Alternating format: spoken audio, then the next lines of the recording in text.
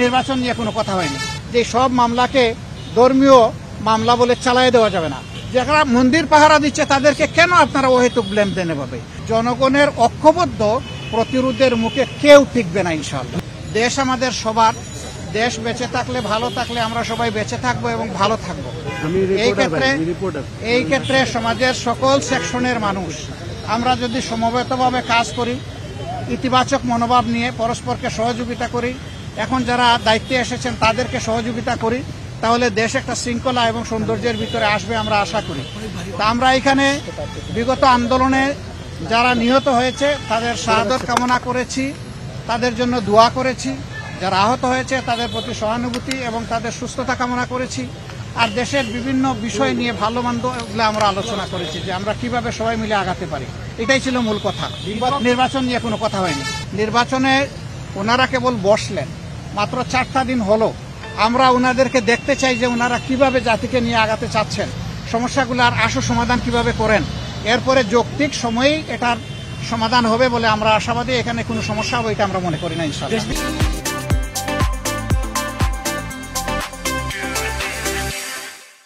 বিভিন্ন দিক থেকে অনেকে ষড়যন্ত্রের কথা বলছেন। আপনারা সাংবাদিক সমাজও হয়তো বা এটা উপলব্ধি করছেন।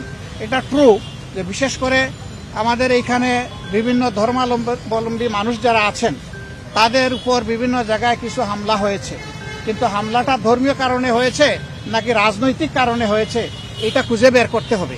ইতিমধ্যে বিভিন্ন সম্প্রদায়ের, ধর্মীয় সম্প্রদায়ের যারা আছেন তারাই বলেছেন যে সব মামলাকে ধর্মীয় মামলা বলে চালিয়ে দেওয়া যাবে না। এখানে একজন রাজনীতি করতো, সে রাজনীতির ক্ষেত্রে হয়তো বড় কোনো অপরাধ করেছে, মানুষের ক্ষোভের জায়গা থেকে তার উপরে প্রতিশোধ নিয়েছে, এটাকে আমরা ধর্মীয়ভাবে নেব কেন? এটা আমাদের দায়িত্ব না। এটা তারাই এখন প্রতিবাদ করছেন। আবার কোনো কোনো দেশ এখানে জড়ায়ে পড়ছে বিশেষভাবে, সেই দেশেরই বিবেকবান মিডিয়াগুলো এখন তার প্রতিবাদ করছে যে এটা অসত্য। যেভাবে বাংলাদেশের ব্যাপারে পরিবেশ তৈরি করা হচ্ছে, ভীতি সৃষ্টি করা হচ্ছে, বাংলাদেশের পরিবেশ এমন নয়। পার্টিকুলারলি আমাদের দলের নাম নিয়েও সেখানে এখন ভারতের গুরুত্বপূর্ণ ব্যক্তিরা তারা পোস্ট এডিটোরিয়াল লিখছেন যে কোথায় তাদেরকে অভিযোগ দিচ্ছেন আপনারা? তারা তো লাঠি হাতে মন্দির পাহারা দিচ্ছে। যারা মন্দির পাহারা দিচ্ছে তাদেরকে কেন আপনারা অহেতুক ব্লেম দেন এভাবে? তারাই এর প্রতিবাদ করছে, আমাদের প্রতিবাদ করার দরকার পড়ছে না।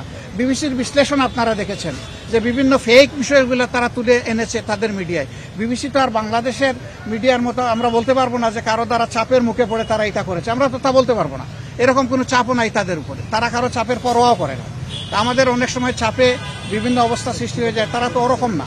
সেই হিসাবে আমরা আশা করি যে বাংলাদেশে কেউ ওরকম পরিস্থিতি সৃষ্টি করতে চাইলেও, কোনো ষড়যন্ত্র করতে চাইলেও জনগণের ঐক্যবদ্ধ প্রতিরোধের মুখে কেউ টিকবে না ইনশাআল্লাহ। আমরা এখানে দলীয় দাবি দাওয়া নিয়ে আসিনি, আমরা এসেছি জাতীয় স্বার্থের বিষয়টা আলোচনা করি। সেই জন্য দলীয় বিষয়গুলো তো আছে, এগুলো থাকবে। আর বড় কথা হচ্ছে যে কেউ আমাদেরকে নিষিদ্ধ করে দিলই বলে আমরা নিষিদ্ধ হয়ে গেলাম, এটা আমরা মনে করি না। কারণ শেষের দিকে সরকার এমন অনেক ভুল কাজ করেছে যেটার মাসুল হয়তো এই দেশবাসীকে দিতে হবে, সরকারকে তো দিতেই হবে, এটার বুঝাই দেশবাসীকেও টানতে হবে।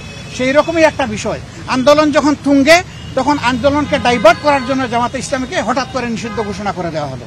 এটা সারা জাতি এই মতলব বুঝে, জাতি এটা গ্রহণ করে নাই বলেই আলহামদুলিল্লাহ রাষ্ট্রের সকল গুরুত্বপূর্ণ স্তরে এখন জামাতে ইসলামী সহযোগিতা করে যাচ্ছে এবং রাষ্ট্র আমাদেরকে অনুরোধ করছে। আমরা এটাকেই যথেষ্ট বৈধতা মনে করি, এর চাইতে বড় বৈধতার আমাদের প্রয়োজন নেই।